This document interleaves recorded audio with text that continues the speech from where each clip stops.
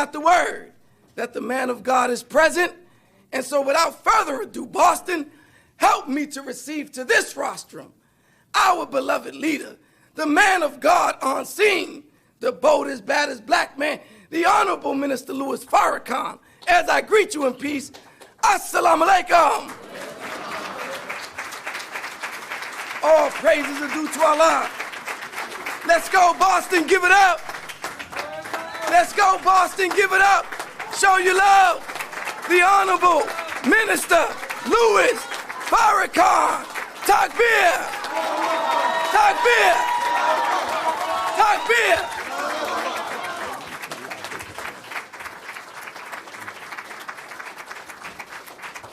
Takbir. Takbir.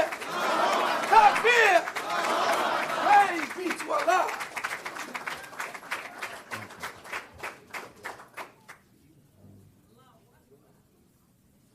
Please be seated. We love you, Farrakhan. Thank you. I love you too.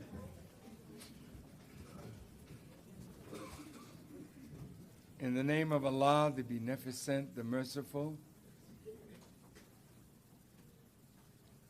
the Lord of all the worlds, we thank Him over and over again for His intervention in the affairs of human beings, that whenever we lose His favor by going contrary to His straight path, before He punishes, He always raises from among the people a prophet or a messenger to whom He gives what is called divine revelation by means of Scripture to guide the people back to His favor. Yes, sir. And guide the people, of course, back to His straight path. Such a man was Abraham, such a man was Moses, such a man was Jesus. Such a man was Muhammad ibn Abdullah. These are worthy servants of God whose names will always have honorable mention down through the generations, because they didn't live their lives for vanity, self-serving purposes. They lived their lives for the betterment of people. And when you live your life only for yourself, then you're already dead. You're just waiting for the time to return us to the earth. But when you live your life to serve others, to make life better for others, to improve the condition of the world that we came into, that when we leave it in a better state. Those are the people whose names live. Though physically they are dead, they are honored down through the generations for the sacrifices that they made. Such men and women are those who are our ancestors in the struggle for liberation, since our fathers set the soles of their feet in the Western Hemisphere as slaves. Yes, sir. Always among us there were men and women who fought to make life better for the rest of us. Always among the native people there were those who gave their lives to improve the quality of life of their tribes, their nation, their people. So today we remember Geronimo. We remember Sitting Bull. We remember Marcus Garvey. We remember Nat Turner. We remember Martin King. We remember Malcolm X. We remember the Honorable Elijah Muhammad. We remember all of those on whose shoulders we stand today, as we should. But now this is our time. We are yet alive. And Jesus said it best. I didn't come into the world to be ministered unto.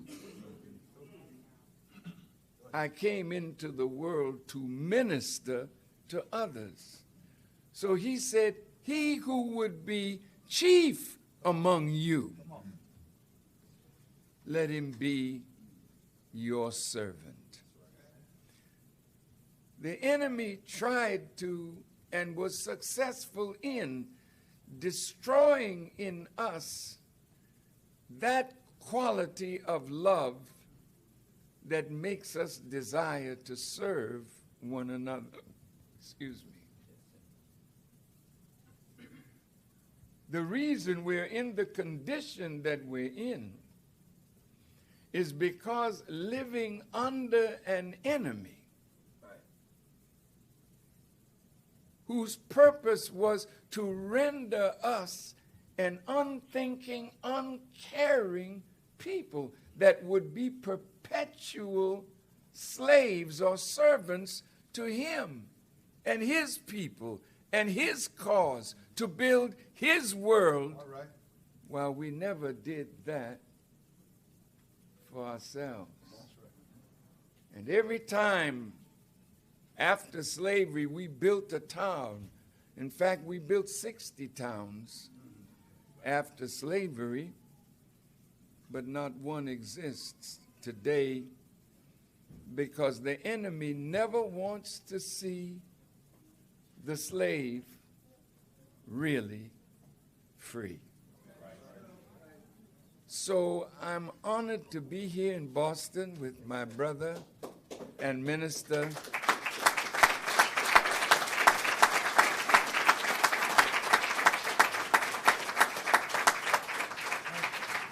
Brother Minister Don, and his dear wife, Sister Shirley. Let us give Sister Shirley a wonderful round of applause.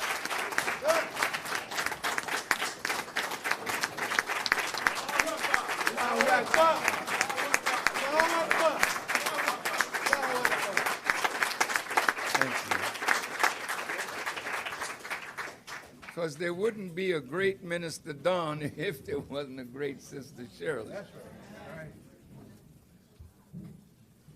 God made woman for man. And God made man for himself. You didn't hear me.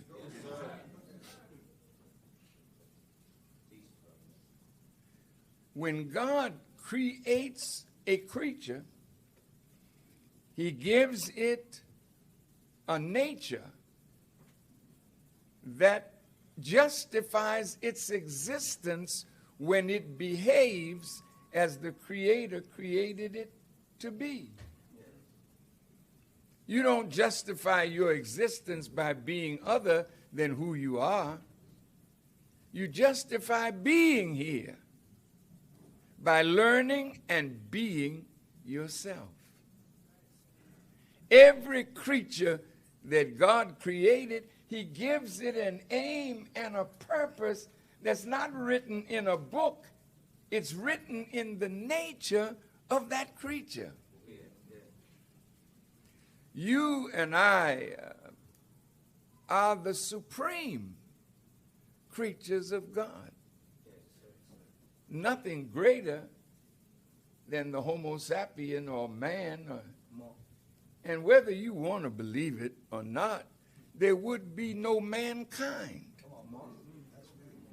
if there were no original man. And original man is you. White people are Johnny-come-latelys on our planet. I'm not making mockery. They were given a purpose, and they have fulfilled it. Have you noticed in nature? Everything in nature has a natural enemy.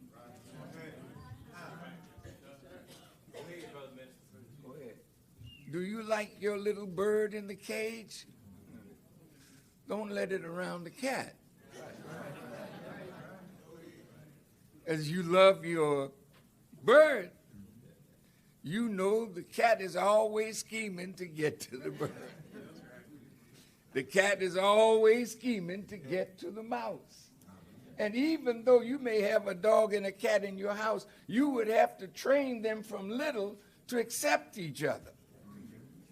But by nature, they're not like that. Who is your enemy? All right.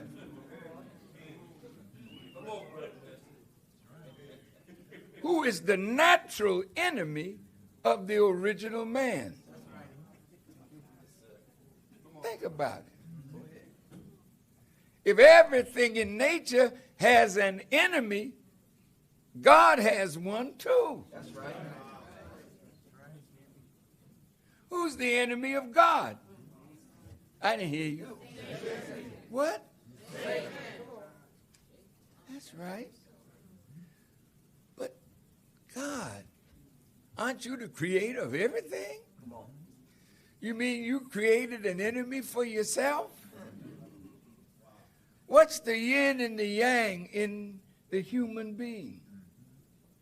Everything in nature has an opposite side.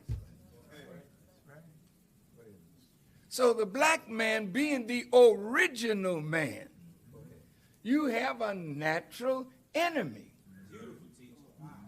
Just like God has a natural enemy in Satan who is always working against God's purpose for man.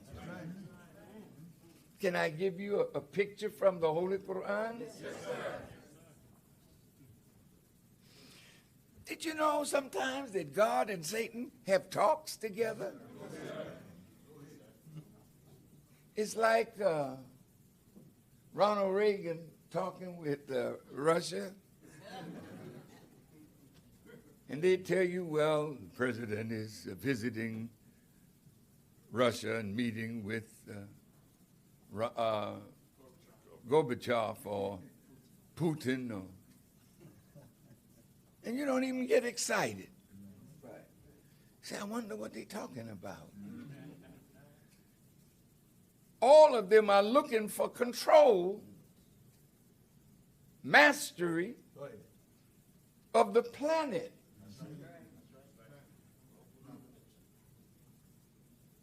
So when they talk, they're always jockeying for position. Well, in the Quran, Satan is having a talk with God. And God has already judged him to be of those who are erring from his straight path. So Satan is upset. And he says, well, because you have judged me as being in error and made me disappointed, respite me, delay my doom till the day when they are raised. What do you mean they are raised? Two things can't occupy the same place at the same time. If the enemy is up, the people of God are down. So God and Satan are talking about the future. And Satan is telling God, well, I know you're going to judge me and destroy me at some point in time. And all of you who read Bible or Quran or whatever scripture you read or believe in, there's an ultimate battle that is going to take place between God and Satan. Is that right? Yes, sir. Yes, sir. So both of them are busy. And Satan is telling God, well, because you judged me as erring, caused me to remain disappointed that I'm not going to stay around here forever like your people. I'm going to lie in wait for them right in your straight path. And I'm going to cause all of them to deviate. And God replies, whosoever follows you, I will certainly fill hell with you all. So Satan is always looking for followers. But he wants to take followers out of the path of God. That's heavy business. So when you think you're worshiping God, you better check it. That's right. Because you might be a Satan worshiper unaware. Now wait now. Just listen, man. I'm coming after them in your straight path. I'm going to come at them from before them, from behind them, from their left side, from their right side, and I'm going to get them all to deviate. Do you know what deviation is? It's breaking from a natural and straight course. So if as Muslims we say, oh Allah, guide us to your straight path, where once you are on the straight path, you are to be victimized by a smart, crooked deceiver who's going to come at you in the path of truth, in the path of righteousness, in the path of God, in the way of religion. That's right. Go ahead. I'm coming right at you. This is Satan talking. And I am going to make all deviate. The Quran says Satan is so clever, he's going to make evil fair seeming. Now that's deception at the highest. When somebody can do something evil and make you think it's all right and make you a defender of what is all wrong, using the power of your being to defend what is indefensible.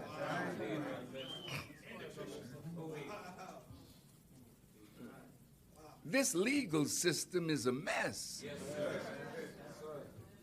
I'm a lawyer, not that I am, but you could argue.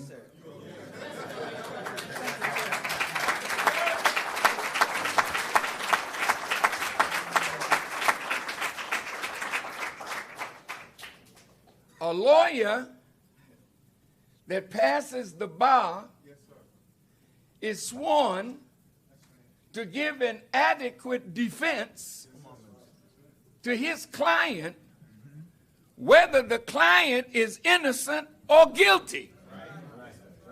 Dang, I've killed somebody. I got to get lawyered up now. Liared up is a better term. Now, I done hired a lawyer. He said, well, Farrakhan, did you do it? Well, you know, I mean, it wasn't my fault. But yeah, I did it. Well, tell me the circumstances of it. Well, you know, we got into an argument, and You know, I mean, I got overheated, and what was the argument about? Well, the man was looking at my woman, you know what I'm saying? You know what I'm saying? And I reached for my pistol, and I got him. Yes, sir. Okay, now we've got to figure out what is the best defense for you. So I'm going to set up a series of lies to make your act of murder justified, and then I'm going to sell it to a jury, supposedly of your peers, but the cost is going to be pretty high. We start off, you know, my fee is about $500 an hour, and this is going to take a little time to get you off of this, but remember, this is murder. You may be going away for life, so you want your lawyer to put up the best defense. And the best defense for wrong are a series of lies and circumstances that can deceive the jury into coming back with a verdict, not guilty. See, in the system of God, when you're wrong, I can't defend you. That's right. That's right. If you're wrong, what is the defense for wrong? Well, the only thing that's a defense for wrong is there a mitigating circumstance that will limit the punishment for what you did. But if you're wrong with God, you're wrong. So when God delivers his judgment, he wrongs no one. In our reading of the Quran during the month of Ramadan, we read where Allah, you know, punishes so many nations, and he always says he's just. But sometimes we don't understand his judgment. Right. Because he's so much wiser, naturally, than we are, and he would kill a lot of us just by making a judgment that we disagreed with. Let me give you an example.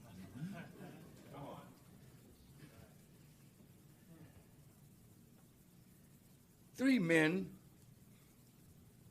came to visit Abraham, and one of them was the Lord. I'm going to say it again. 3 men came to visit Abraham. This is Bible. In the plains of Mamre, in the 18th chapter of Genesis, and one of them was the Lord. In the Quran, it's 3 angels. Abraham saw them. They were not spooks.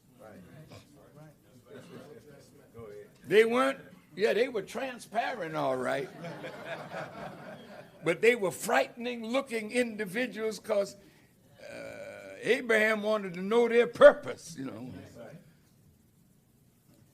Sarah, she's in the back somewhere. Bring some food. My, the Lord eats. Right.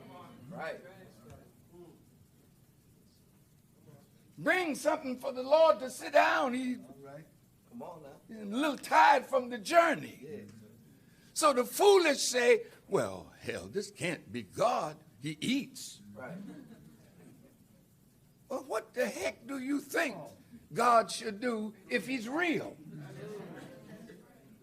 He has eyes, so he sees.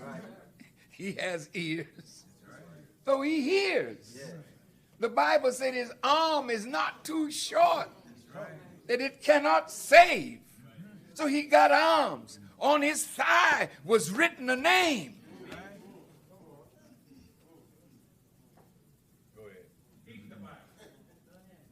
And the Quran.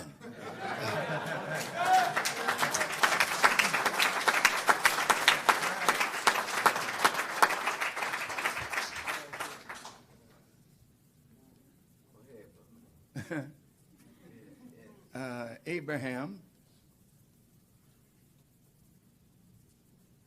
told God that he really wanted to know their purpose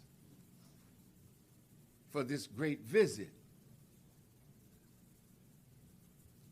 And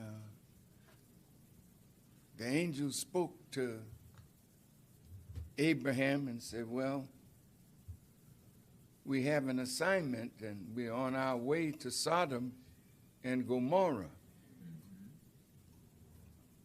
And Lot was the nephew of Abraham.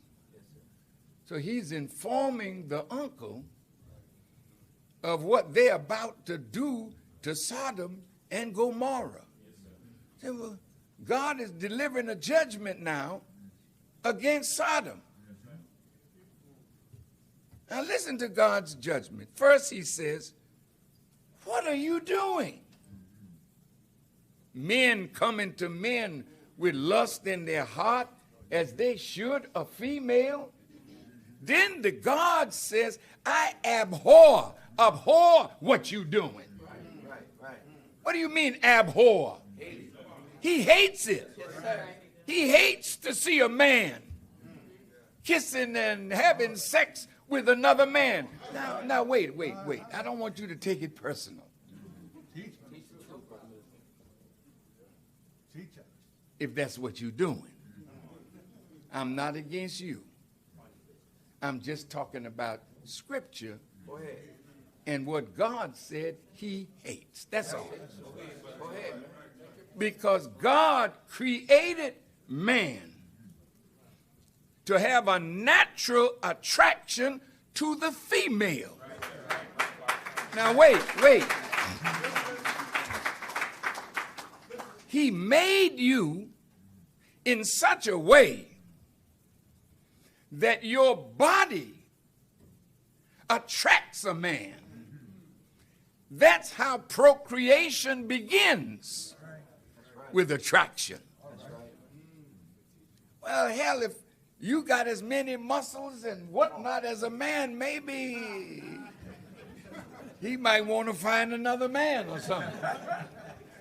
I know you in the gym and you working out and I gotta have this kind of backside or this kind of, oh, sorry.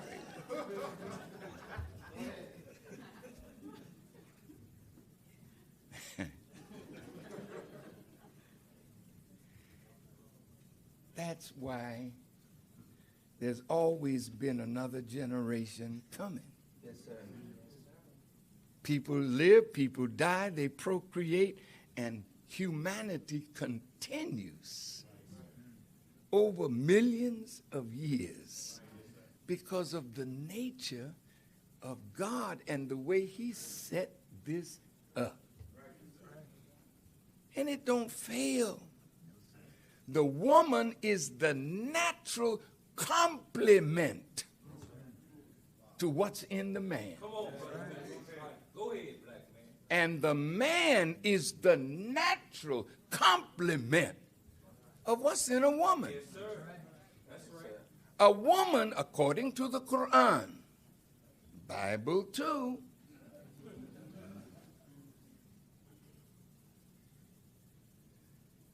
she's created as a consoling agent for a man that's doing what God asked him to do. Yes, sir. Adam, yes. Multiply. Oh, okay, I'm going to do that. Replenish the earth. Subdue it. Uh-oh. That's my command. As a man, you're supposed to be a producer. That's right. That's right. The word multiply don't mean just have babies. The word multiply says you are a multiplier. The universe is the multiplican. And when you tap into this universe, you can extract from it whatever you need to fulfill your purpose in life. But you have to tap into that and you become a producer. Wait a minute. Listen. Producing is hard work. You believe that? Yes, sir. Some of you may be musical producers. That's hard because you have to gather people, put them together, make something out of nothing. That's a producer. All men are born by nature to be productive. And he's keeping me aware of the time, so I won't overstay my time. Much as you want to, sir. Much as you want to. A producer, when he's had a long, hard day of producing, you didn't hear me. Come on, big play, Brother Minister. Go ahead.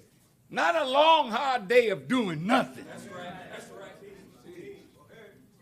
Coming home expecting comfort. You don't deserve comfort for doing nothing.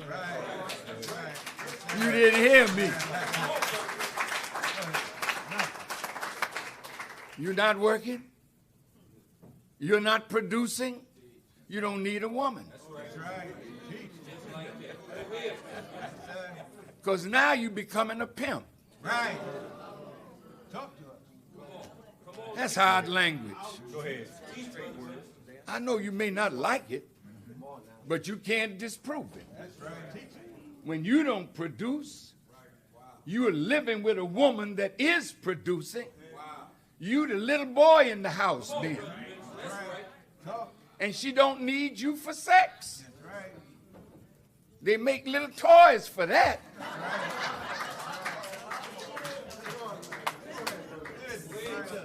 So hell, I'm sorry. If you're not producing, she has nothing to do for you.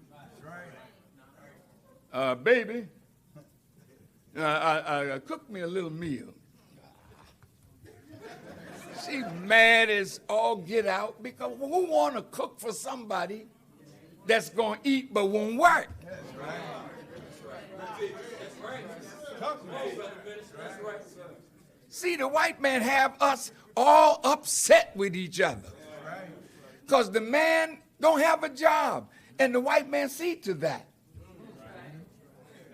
There was a time in Boston when I was a little fella. In the morning, I would see the men who were in the house with their wives, with a pail in their hand, with a little lunch in the pail, going out to work because there were factories all around the inner cities that allowed us to work and bring home something to make a home for our families. Today, if 70% of homes with children in it are run by females and no man is present, what kind of condition is that? I attended a graduation of my great-grandchild from college, and 92% of those that graduated from the University of Illinois were females.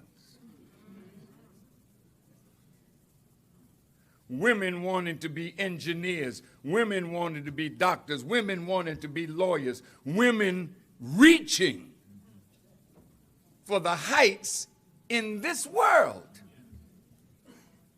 Where is she going to find an appropriate companion? And if a man can't match you in intelligence, oh, you didn't hear me. And I have to tell you, brothers, I had never met a dumb woman. That's right.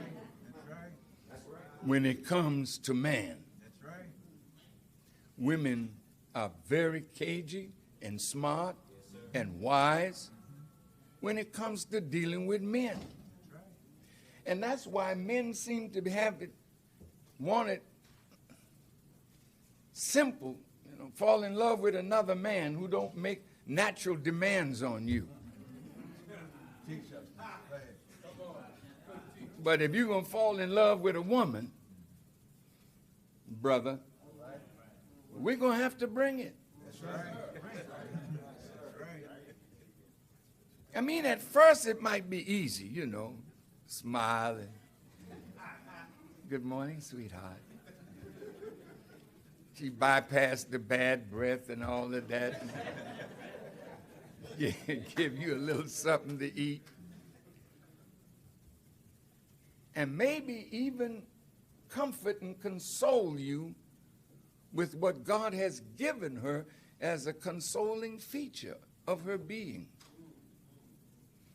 But after a while, she's very tired of being used to give comfort and consolation to a man who refuses to work to help feed the babies that he produces. Well, I didn't expect to hear that. I come down here and let me see, I'm going. I missed my church service this morning, and I come over to hear this Farrakhan, and he talking about. But this is the kind of teaching we need.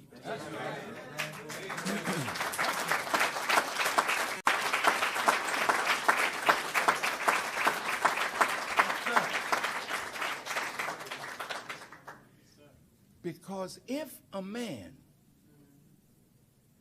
finds it easy to take pleasure from a woman that he is not serving to complete her make,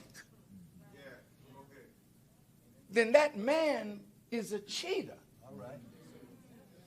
And the Quran says, woe to the cheaters who when they take in full, but when they give less than what is required.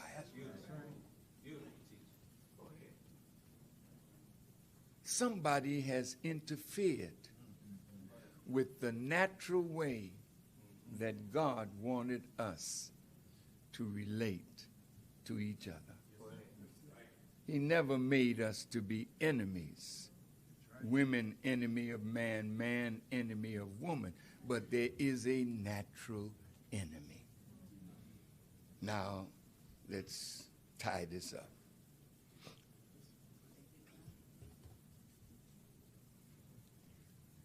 Every creature that God created,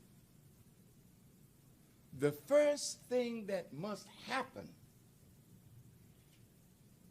is it must free itself or be freed from the womb that bore it to pursue its course in life. So there is no life without freedom. Freedom is the essence of life itself.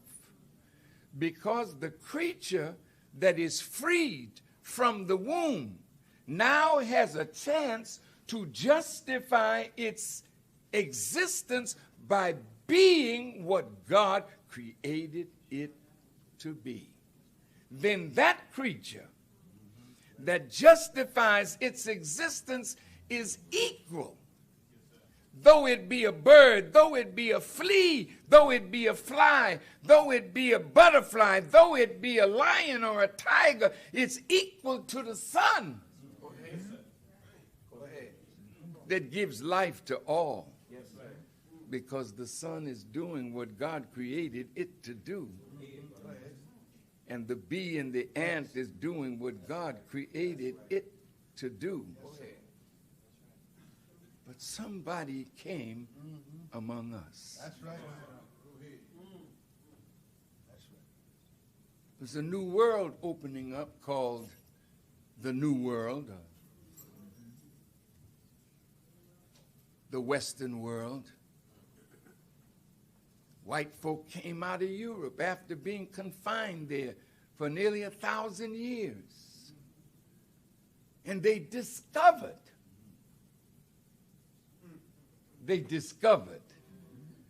but people were already here. So they not only discovered land, they discovered people who were the natural owners of the land.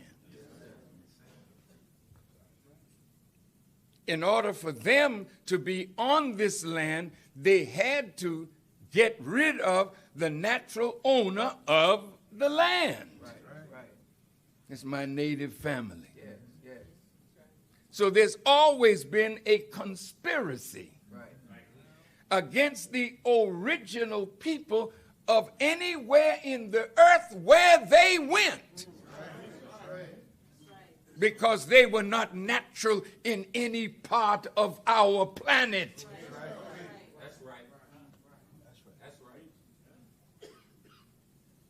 So in order to gain access to that land, they had to supplant the natural owner, the natural ruler, the natural people of their natural habitat, and replace them with themselves. Yes, is that a friend? No, sir. It's a natural enemy.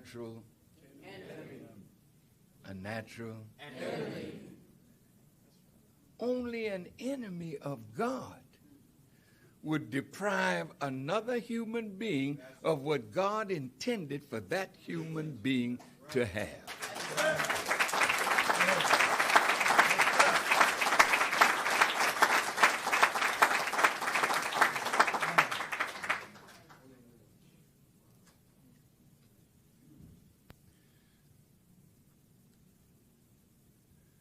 Now,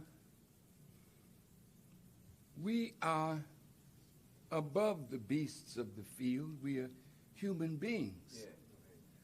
So as a human, you have a right to knowledge, because it is only the possessing of knowledge that separates man from beast. Would you agree? Yes, sir. So human rights demands that every human have access to knowledge. Okay, what was our condition? Did we have access to knowledge? Yes, sir. Did they deny us the human right to know? Yes, sir. Come on. Yes, sir. How long have we labored in slavery, not learning how to read or to write? Over 300 years. That's right. Would a friend do that to us? No, sir. You know, when I went to my great-grandson's graduation, it was a black graduation. I had never heard of such. I said, whoa, what is this? No white folks. Wow. It was separate. Wow. The big graduation was the next day, but the blacks had their graduation the night before. Wow. Go ahead. I have a son in Phoenix. I went to his graduation from the University, Arizona State, and he had a black graduation. I said, what is this? And the big graduation was the next day, where the whites, the blacks, the Asians. Oh. I said, why is that? They never are able to shut us up. When it come graduation time, right. And you got a baby that's graduating, yes, sir. Show it up. And they tell you, hold your applause.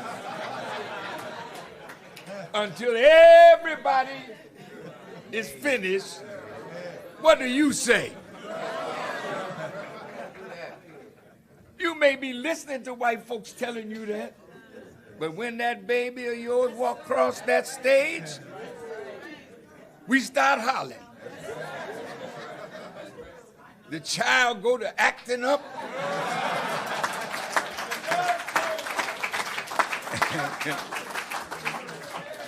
And I asked myself, why is that? I said, white people can be so nonchalant about it. Oh, there's my Johnny.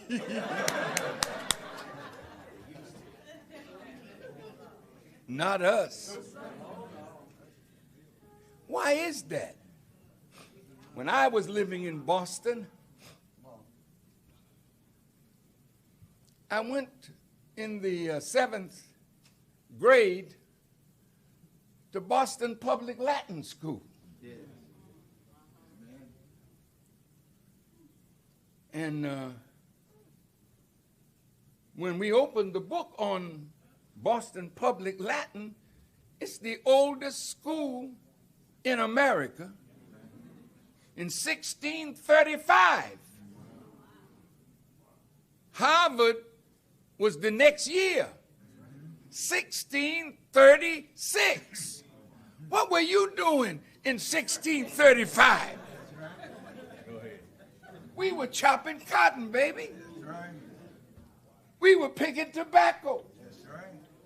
We was on a plantation, getting whooped for not producing enough cotton while white folk were graduating. Did you hear me? So they've been graduating for hundreds of years, and now at last we got a chance to walk across a stage with a BS degree. Oh, we gonna raise hell this day.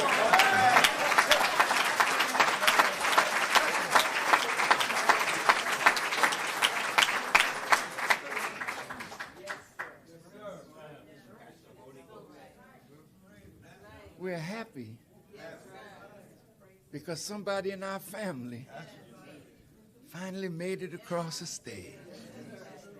They don't understand that. Two different people. Any of you in the music business? Those of you in the music business, you can write a song and you can be an artist, but somebody else controls the distribution of your product.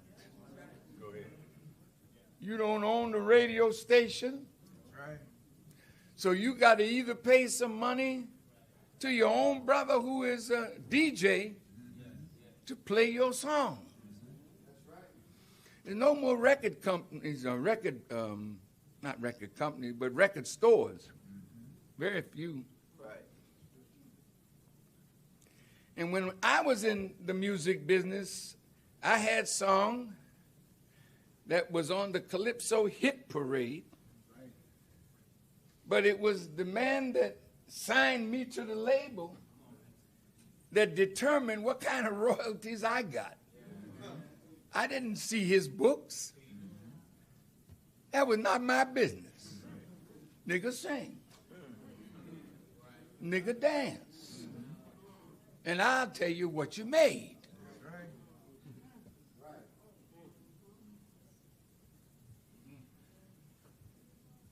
How are we to survive in a world where a natural enemy is the doorway to any progress that we make? We have to move him. That's right. Did you want to vote?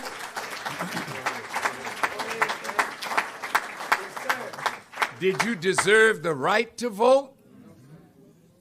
Yes, you did, if you're called a citizen. Now, they didn't ask us whether we wanted to be. Some of us might have had a different opinion. but we were made citizens.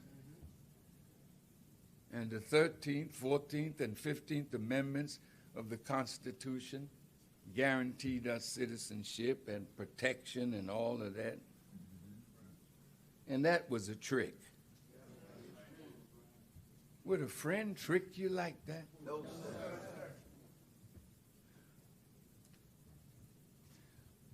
Is an enemy who makes you think you have something of value and you find out it's worthless? How did the enemy get Manhattan? We were fascinated with trinkets. He knew better. He wasn't going to give a fair bargain, but if you like the trinket, I'll give you a lot of that. Just sign this over.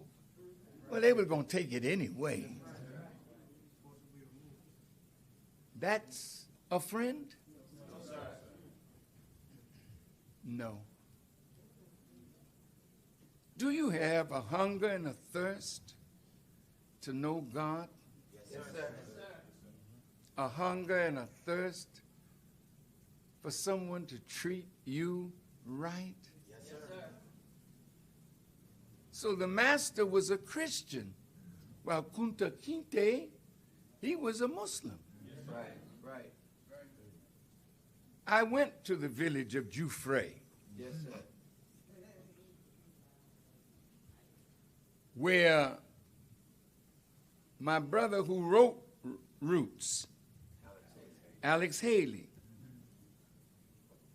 his ancestors were from. He interviewed Brother Malcolm. He interviewed Elijah Muhammad. And they told him that your original fathers were Muslims. He wrote it down. But when I became the minister, after Malcolm left the nation in New York, Alex Haley wrote me. And he said, Farrakhan, Elijah Muhammad, and Malcolm X were right, because I researched my ancestry, and my original ancestors were Muslims. So in the new rendition of Roots, I don't know whether you saw it. Did any of you see the new rendition? Yes, sir. It starts off, Allahu Akbar, Allahu Akbar. Right. God is great. To show you the Muslim way of praying. You may not have recognized it, but they put the truth in it this time. And the reason he took such a beating was because the white man had authority in his own mind to name us. Because you have the right to name what you own.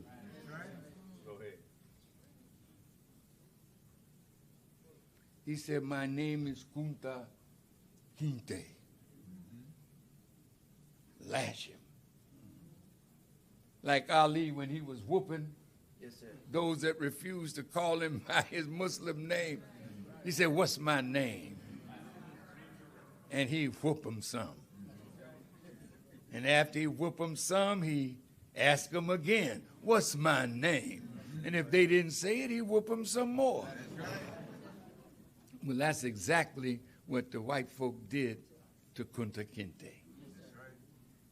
We were beaten to accept their name of us. Toby don't equal Kunta Kinte. Toby. Now look at the names that you wear. Now wait a minute, Farrakhan, you're getting kind of personal.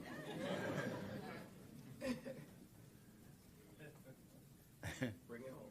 I'm not trying to be upsetting, But the white man treats you like this, treats us like this, because he sees us as his property. What name did you go in? Whenever you signed your name to any document, you didn't sign your name because you don't know it. You signed the name of the last slave master of your ancestor. Mr. Wilson, Mr. Jones, Miss Johnson, Miss Brown, Miss White, Miss Culpepper, Miss Whitaker. Oh, yes. Those are not your names. You don't have names that don't have meaning. African people have names that have meaning. And the best names of all are the 99 attributes of God himself.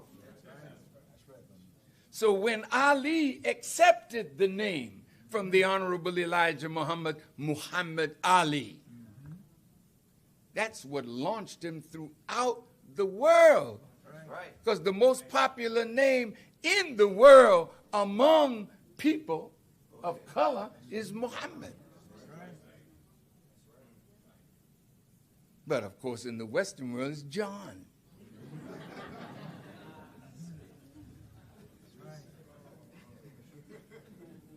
So Johnny, Sally, those are not your names. That's why you say, I like that Malcolm. Malcolm who? Oh. Who named him X? Elijah Muhammad. His name was Malcolm Little. Little wasn't his name. That was the name of the last slave master that owned his great-grandfather, Little. Don't you think if we're free, shouldn't we be free enough to take a name that connects us to God or to our own African people? Yes, sir. Do you remember the comedy, the sitcom, Different Strokes? Yes, sir. Who was the two brothers that were stars in that? There you go. Now, I met Todd as a grown man in the home of Jim Brown, the great football player out in California. And Todd told me, listen to the words, that he was going to change his name while he was on that show. He was going to take an African name. He was visited, he said, by the FBI. Wait, did you hear me? I'm going to say it again. He was visited by the FBI, who told him if he did that, the type of punishment would come to him. Because if Todd used his fame to show you the road to freedom starts with your right to name yourself. The road to freedom. When Africa started getting her independence, she wasn't Rhodesia no more. She took a name that was an African name that they had before the white man came. Go ahead. Is this the action of a friend? A friendly government? That's your enemy. How many of us have somebody in our family that are presently incarcerated? May I see your hands, please? Yes, sir. Thank you. Now, in the 13th Amendment, you're a citizen. As long as you don't commit a crime, because if you commit a crime that's a felony, they have the right to put you back in slavery again. Go read the 13th Amendment for yourself. Now, how many of our young people that are in prison went there for the sale or possession of a small amount of drugs? Many? Most? All right. So if they search you and you have a blunt, I guess that's what they call it today. I've been out of the business for a long time. And this reefer, which I used to buy in Boston for 50 cents. Now, you know, that's a long time ago when you can buy a joint for 50 cents. Now, all you had to do is have that in your pocket. And sometimes they'll put it in there. And we go to prison. And what do you do in prison? You work for Motorola. You work for Fortune 500 companies for next to nothing. When you finish doing your time and come out, do you think you can go to Motorola and get a job paying the legitimate wages? No, they got yours for free. So the whole objective is to turn you back there again. How much recidivism goes on? So again, our people in prison are slaves. And they justify it by falsely accusing us of a crime. Would a friend do that? No, sir. Would a friend conspire, as in Ferguson, Missouri, to stop people in their cars, charge them with something light that they're not guilty of, extract fines from them, put them in jail, and the fines support city government? That's not just going on in Ferguson. That's Boston. That's New York. That's Hartford, Connecticut, Springfield, Massachusetts, Worcester, Massachusetts, Providence, Rhode Island. You are the victim in every society. You have a natural, open enemy. Now, Farrakhan, see, that's kind of hard, you know what I'm saying? Because I'm in love. And I got a beautiful white girl.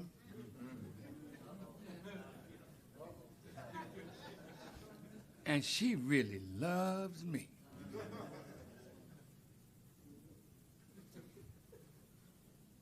She treats me so good. I needed a loan. And she had the money, and she freely gave it to me. And now I'm in business. She's my partner. Is that my real friend? Could be. But Samson fell in love with Delilah. And Delilah became powerful because she found the secret of his strength.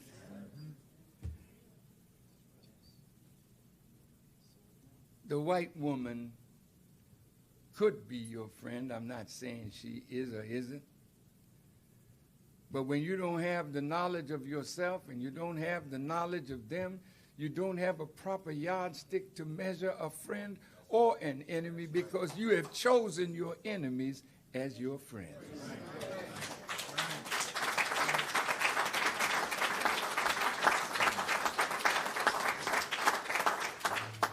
I'm not on the fast of Ramadan in the sense of not drinking water because of my physical condition.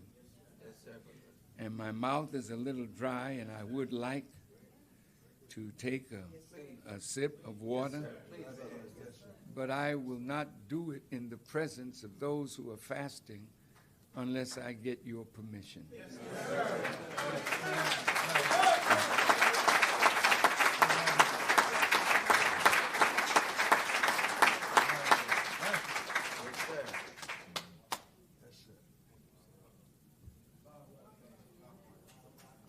Thank you.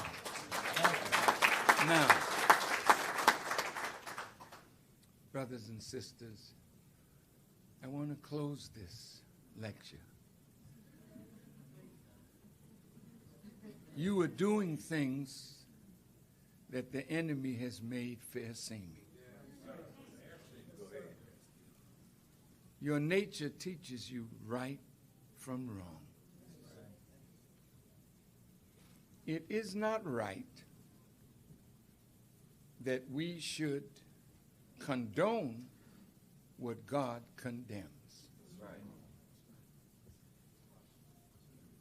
So if God hates what the Sodomites were practicing and they were destroyed because of it, how could I, as a preacher, following Joe Biden and Obama, put my blessing on something that God has not blessed? Then evil has been made fair seeming to me. I do not think anybody has the right to kill people who are homosexual or lesbian or transgender. They have chosen a path. They say they're born that way. My teacher taught me. He said, leave them alone. Allah has something for them. Now you might think that may be death. Not necessarily so. They are victims of scientific management of their sexuality without their even knowing it. Have you seen these ads on TV? Be careful. One of the side effects of this drug, talking to men, you may develop breasts.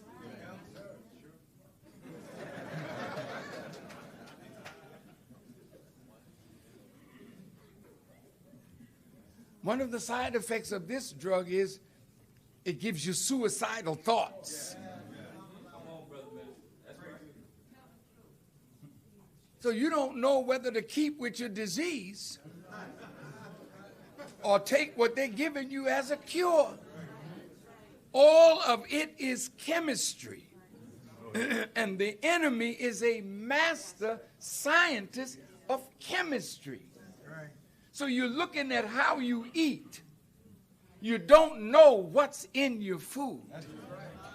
They're so creative in the process of death that you are eating foods from seeds that cannot reproduce. And you wonder why your sperm count is going down.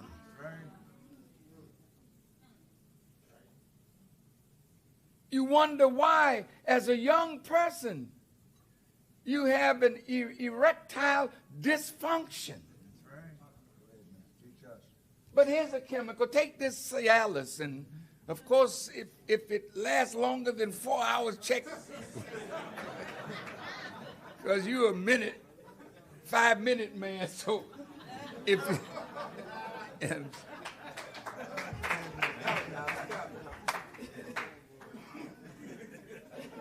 you know, learning should be fun. Preaching is a joy to me, transferring knowledge. And if I use something in a comical kind of way, it's not that it's funny, but it lightens the heavy load of the knowledge that you're carrying. So look, these scientists of death have taken us away from natural foods. And now look at us. When I was a young boy growing up in Boston, cancer was a Caucasian disease. 60 years later, black people lead in every area of cancer. Am I right? Yes, sir. Your health has been compromised by the food that you eat. You love McDonald's. I'm loving it. And you don't know whether you're really eating a burger or eating science. That they can make something like leather taste like meat, smell like meat. I saw on YouTube, you need to check this out. Lettuce that they make. Put a little green stuff down and watch it grow, and it looks just like lettuce. They have meat that looks like meat, but it's not meat. Check it out for yourself. You're dealing with death itself. That's the enemy of life. That's the enemy of God. That's the enemy. An open enemy. So the Quran says, don't follow in the footsteps of Satan. So every time the Muslim prays, he says, Qul a'udhu billahi min shaitanir rajim. I seek refuge in Allah from the accursed Satan. Well, if Satan is accursed and driven away from God, why would you follow in his footsteps? He has made evil fair seeming to us. My dear sisters, you are so beautiful. Your form is so naturally enticing. God does not wish for you to show man your adornments. You know what an adornment is? It is something that makes what you're looking at more beautiful because you've adorned it with something. Your breast is an adornment. The shape of your buttocks is an adornment. So the Quran says, sisters, don't go striking your foot as you walk. Wow. When you do this, especially with those high heels that got you all bent over, you swear you 6 foot tall and you 5'6". You can't wait to get home and kick them shoes off and come on down to what's real. But sisters, when you walk and you make noise when you walk, that which naturally has form and beauty and motion attracts attention. So when you dress in something that does not cover your adornment, you open up in a man the worst in him. You say, well, the man ought to be able to handle it. He's not made by nature to handle you in your nakedness or near nakedness. Remember that song, Who Let the Dogs Out? And some of you are Q's and Omegas, you know. And I've been among the Omegas, and they're grown men, you know, professional. I said, "Dad, what is this?"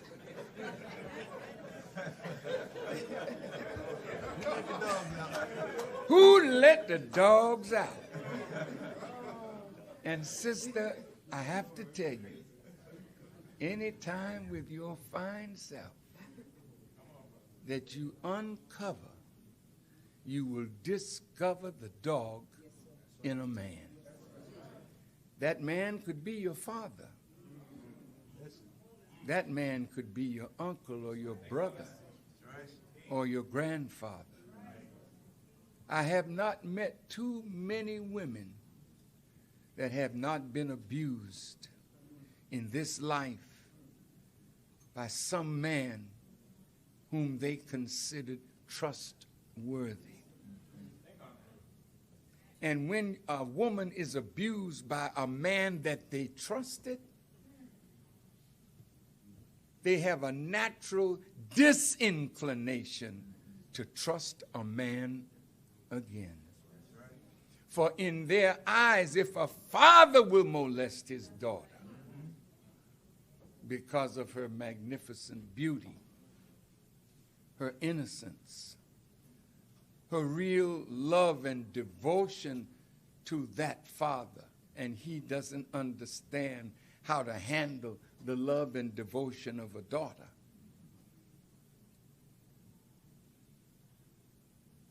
then in our world you've committed a crime that is worthy of death. Because when you abuse a woman, you've almost killed her. And from that condition of abuse, only God can bring her back from that and give her a healthy relationship with a man. My sisters, the friend would not style you in clothes that bring the dog out of a man. God is he who is your best friend. God will not allow you to be harmed or hurt like that. So the Quran says, cover yourself. That's not limiting you as a woman. That's making man respect you, not for the beauty of your form or the beauty of your face, but he got to get acquainted with the beauty of your mind. Right.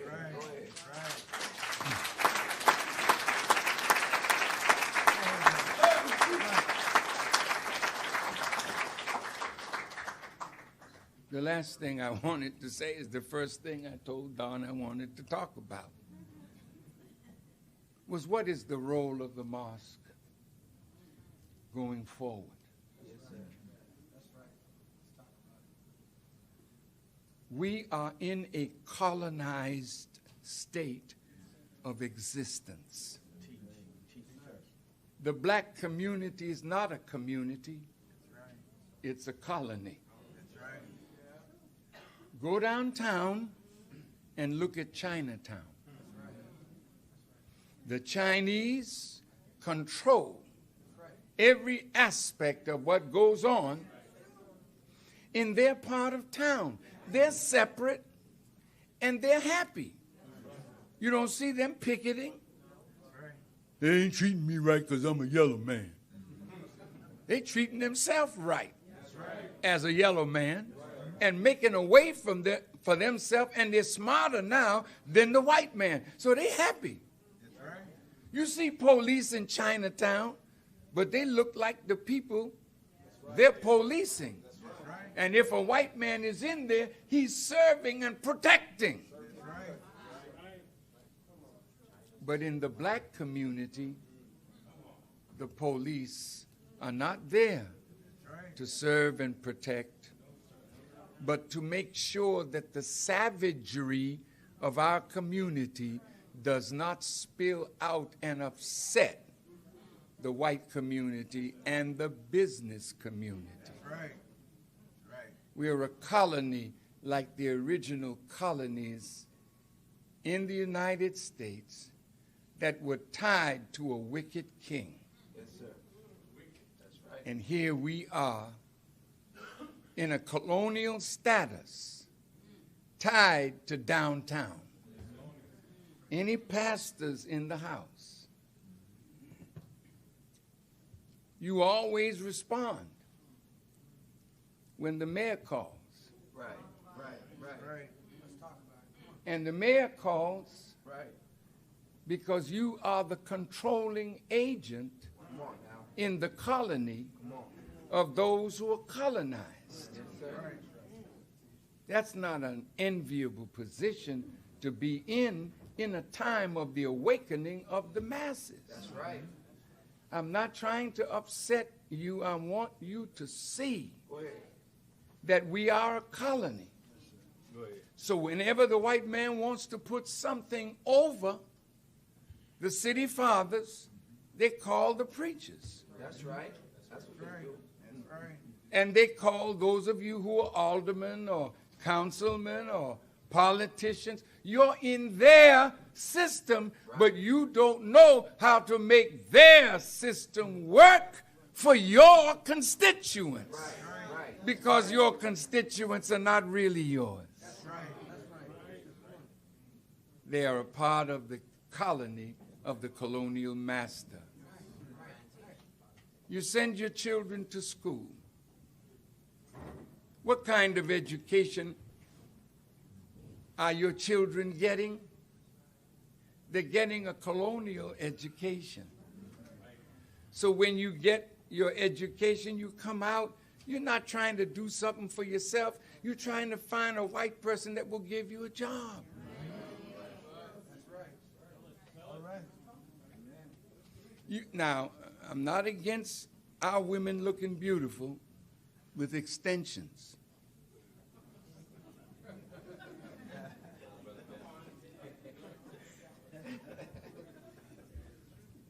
But sisters, the Koreans have about 90,000 stores throughout America selling hair products.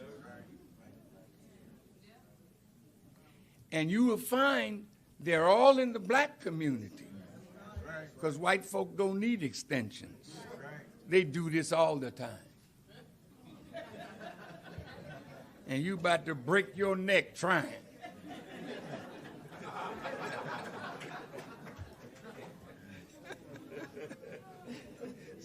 So my dear sisters, the money that you give them, you find if there's a black bank in our community, they won't put their money in our bank. They take their money and put it in their banks. So you can't get a loan even though the money that they got in their bank is from your community. So we got to break up the colonial status of the black community.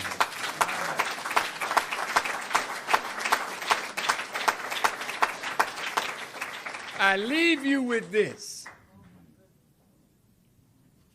You can't make this community a decent place to live unless we control the education. The education is part of the trick. And if the education were right for us, we wouldn't lead in dropouts. It's not an appealing education because they're educating us, and the base idea of that education is white supremacy. You need an education that will make you love you, that will make you see what you have contributed to the onward march of civilization. You need an education that you can use to elevate yourself and your people. And we have scholars. That's right. I'm not talking about we Muslim. I'm talking about black people. We have scholars that can devise an educational system for us, but we have to have the control of the school board and tell them what kind of education we will receive.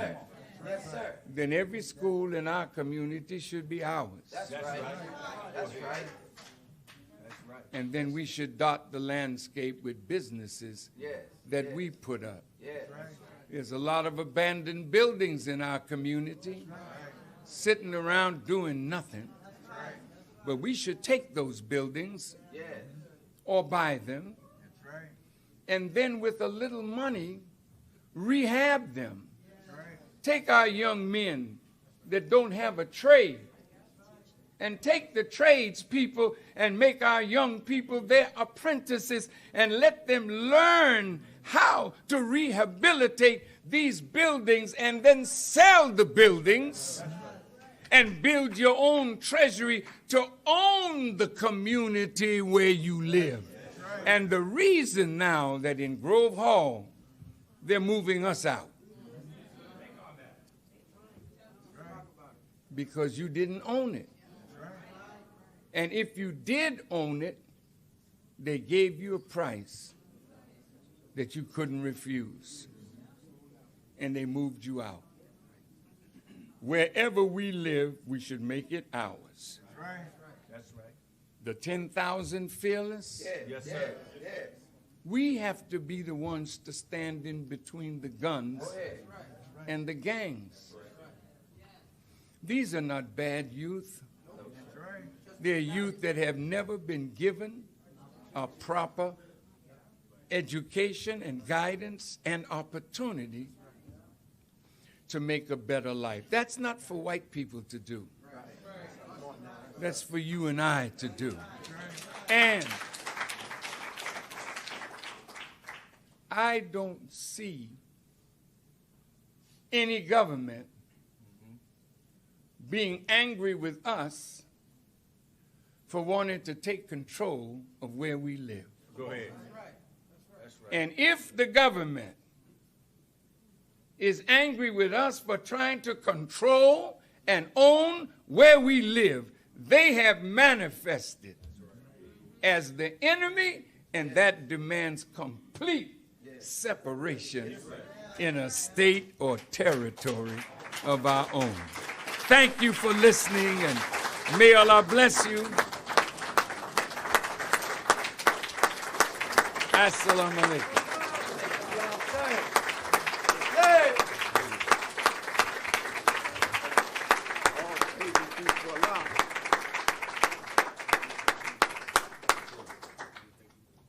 People, family, after hearing what you heard taught today,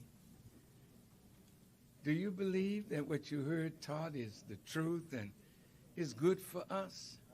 Yes, sir. Do you? Yes, sir. Would you raise your hands if you believe it's true? Good, thank you. If you do believe it's true, don't you think it's time that we act on it? Yeah. See, if we act on the truth, we're going to make change. That's right. I'm not asking you to join the mosque. If you wish to, you can. But all I want you to do is act on the truth that you heard, and let's make ourselves a better people. May Allah bless you. Thank you so much for listening to me. Thank you, Brother Don and Sister Shirley and the family for allowing me this privilege to talk to you today. I greet you again. Assalamu alaikum. I turn you back into the hands of Brother Randy, and he will dismiss you. Thank you. Allahu Akbar. Let's give it up one more time for the Honorable Minister Louis Farrakhan. Come on, show your love. Show your love, Boston. All praises due to Allah. All praises are due to Allah. The Honorable Minister Louis Farrakhan. Did you enjoy yourselves today? Praise be to Allah. We was well fed. Is that right? Let's give it up one more time for the Honorable Minister Louis Farrakhan.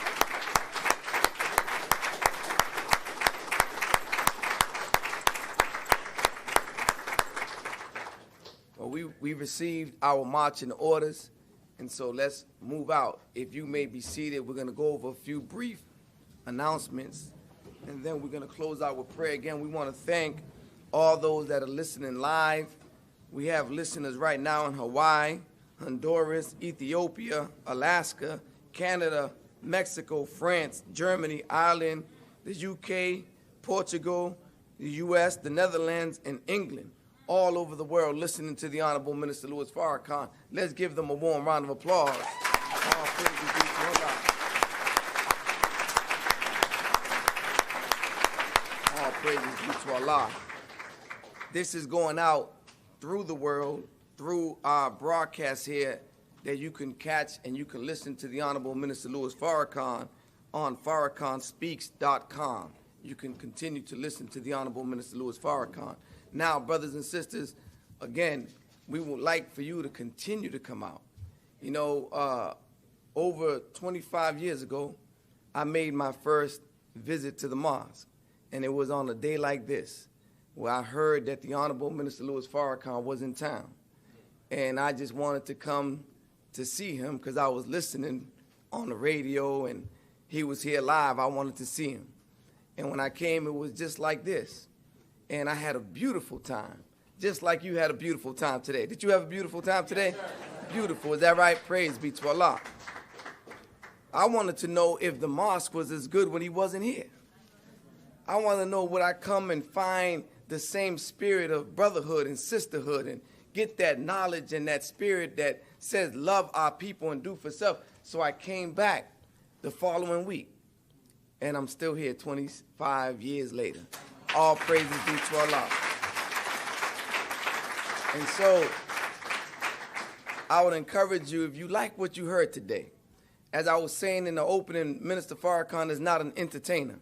He is a divine man of God, and he has given us concrete solutions to our problems. And so if you're sick and tired of being sick and tired, then come on and let's be a part of the solution. Because if you're not a part of the solution, then guess what? You're a part of the problem. Is that right? So I want to invite you to come out. We have study groups here on Wednesday evenings. Doors open at 7:30, and we begin at 8 o'clock sharp for this next week. As we're in the month of Ramadan, we're actually starting at 7:30, so the doors open at 7 because we got to break fast at 8 after 8:30 for Ramadan. And then we have study groups on Fridays as well. We want to invite you to come out. We have our main lectures every Sunday. So next week, same black station, same black time. Come on out so that we can continue to go into the life-giving teachings of the Honorable Elijah Muhammad, and we can work on what the Honorable Minister Louis Farrakhan has given us instructions to do. So brothers and sisters, at this time, I want to come forth, if we can come forth with charity. We got the wings filled up. We got brothers and sisters on each side. We got brothers and sisters downstairs. But if you loved what you heard, let's show our love and let's give as Allah has given us and fulfill one of the aspects of our religion, which is charity. So at this time, let us come forth with charity. Yes, sir.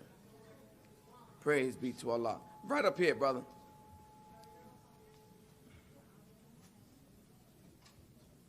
Yes, sir. Now, so the Honorable Minister Louis Farrakhan asked, how many of y'all believe that what you heard is the truth and good for our people? Can I see those hands once again? That's right. All praises are due to Allah. Give yourselves a warm round of applause. Now, after hearing those words, is there anyone today that was inspired and moved and would like to accept your own and be yourself and help us in this city? Help us to help the Honorable Minister Louis Farrakhan to go out there and get after our people. If there's anyone today that would like to accept their own and be themselves and be a part or registered member of the Nation of Islam, can you please raise your hand today? Anyone in the audience today, don't be shy, don't be bashful. There you go, stand up. Sisters in the back, please stand up. Anybody else? All praises are due to Allah. All praises are due to Allah. Anybody else? If there's anybody in the wings Anybody downstairs, anybody on the side that was inspired today by the words of the Honorable Minister Louis Farrakhan and would like to come on, I want to invite you on up. Sisters, come on up. On behalf of Minister Farrakhan, I would like to have the privilege and the pleasure of shaking your hand and welcoming you to the Nation of Islam. Let's give them a thunderous, warm round of applause. Come right on up.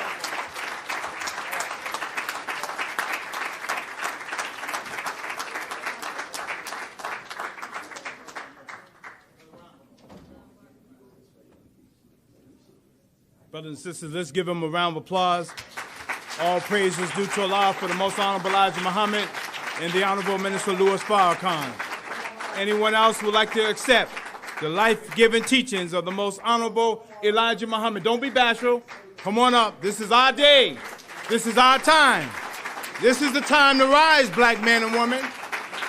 Show your love for the Honorable Minister Louis Farrakhan.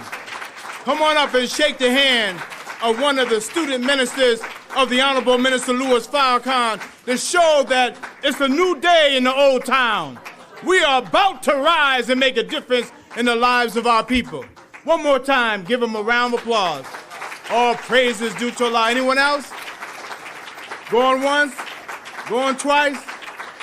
The devil's mad, and we're glad. Go ahead. That's right. That there's a soul that he can no longer have. That's right. All praises due to Allah. Yes. Yes, all praises due to Allah. We so excited. Now, brothers and sisters, you know the final call is here. And I want to thank all of those that traveled with the minister, the final call. Let's give all those that came a warm round of applause, all of our guests.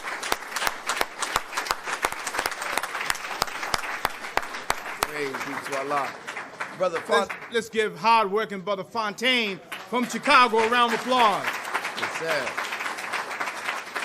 And Brother Fontaine, could you say that slow one more time? Come on up, brother. Yes, yes, yes. I'm going to say it real slow. Firstly, we're very honored to be here in Boston, Massachusetts. Honored to be in your company. You are a beautiful group of black people. Today's message, dear brothers and sisters, and any other message from the Honorable Minister Louis Farrakhan is made available store.finalcall.com. Store.finalcall.com. You can call us toll free at any time. That's right. 866-602-1230, extension 200. The numbers and addresses that I just mentioned are available in every edition of the greatest newspaper on earth, the Final Call newspaper, digital.finalcall.com. If you don't get the Final Call newspaper, I don't know what's wrong with you. Please subscribe, digital.finalcall.com. Thank you so very much. Assalamu alaikum. All praise be to Allah. All praise be to Allah.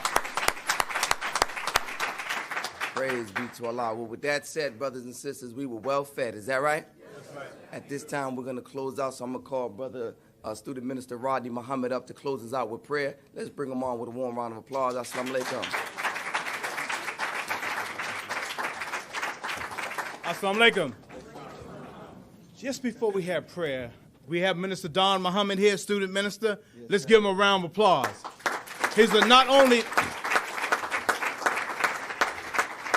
Minister Don, I know he don't want us to say this, but he has soldiered way before many of us were even born. That's right. You understand what I mean? So whenever we see a man like this, we have to honor and respect him and thank Almighty God, Allah, for him, a friend of the Honorable Minister Louis Farrakhan and the struggle of black people. Let's give him another round of applause. Yes, sir.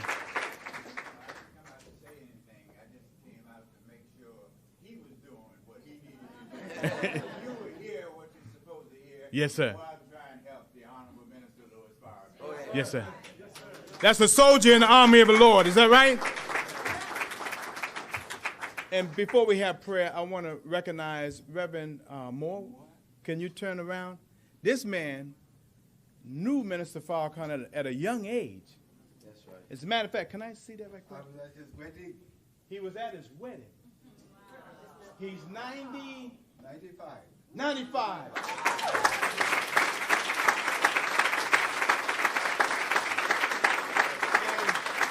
And this is the wedding. Mother Khadija, the Honorable Minister Louis Farrakhan.